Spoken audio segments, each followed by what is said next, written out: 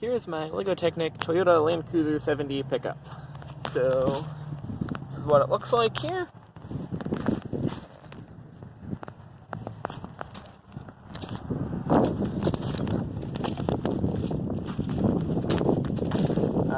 For features, only basic thing we really have is fold down the sides of the bed for better loading, I guess, or carrying big loads.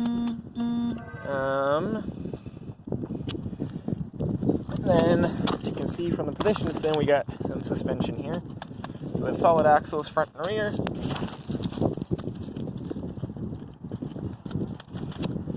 So I'm only using rubber bands for it because I find that often makes for a smoother suspension.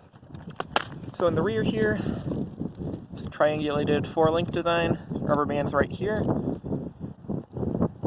you'll also notice we have an anti-roll bar right here, 2 links, and then connected at the top. That was kind of a late addition, and it actually really transformed the handling of the truck. Beforehand it was extremely tippy, and just take a corner or two fast, even on level ground, and you'll fall over. Not to mention off-roading. Also, got a kind of spare tire thing back there. Anyways, so front axle. Also triangulated 4-link. This one for suspension. That rubber band is not part of the suspension. We've got these 6L links that go up to the top and have that little rocker that stretches the rubber band. Which is another good way to make suspension without friction, I think. For steering, we've got a power function servo right there. So I can't steer much in this position, but that's the idea. We honestly don't have a whole lot of steering lock, which is unfortunate, but that's the idea there. I'd also like to point out the rims, which you can see here. They're actually custom 3D printed, designed by myself. They're kind of messy looking on the back, look pretty cool on the front, give me a good offset, and they fit over planetary hubs. So the cool thing, I think, is that the normal Lego rims for these 81mm tires couldn't actually fit on here anyway. If I had the correct diameter, there wouldn't be a way to make it fit. So I actually had to stretch the diameter.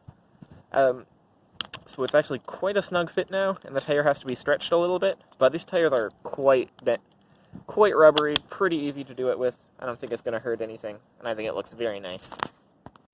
So on the electronic side, we've got a Mold King 6.0 battery in there. Its only purpose is to control the steering with the nice proportional control that it gives.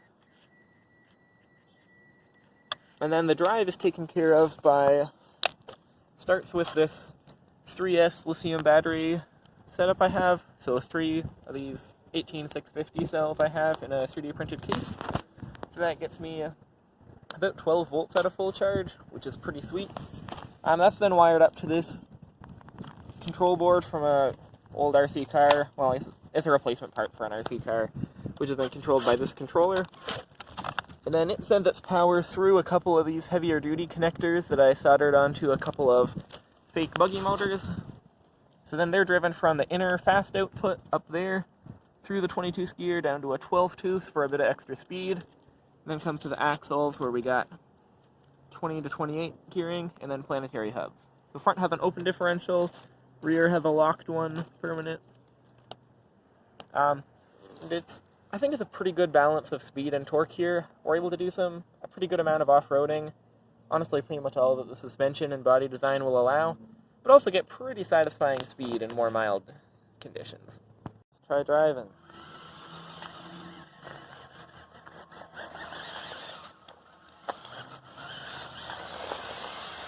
So there it is at full speed out on the flat.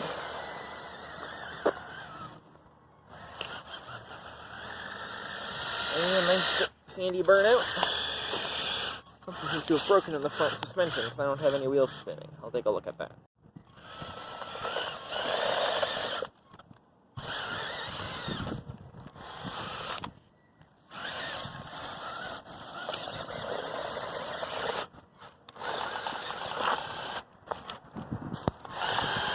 I think I broke my front drive shaft again.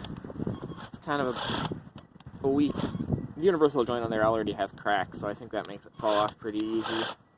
We got that fixed now. Swapped it with one from the rear axle, so we'll see if that's better.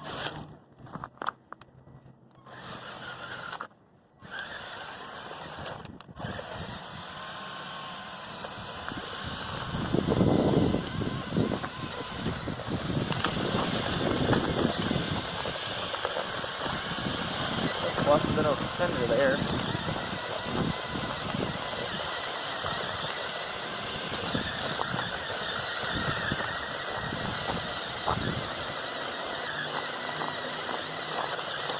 This is the kind of thing the truck was sort of built for.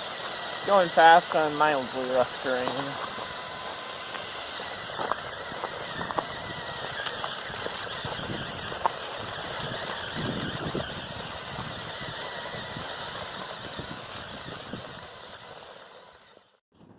Overall, I'm pretty satisfied with this truck.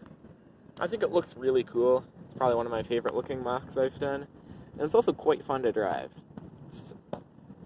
Probably got somewhat overcomplicated suspension. Probably should have gone for something with a little more basic geometry that could actually keep drive shafts intact, but that's alright.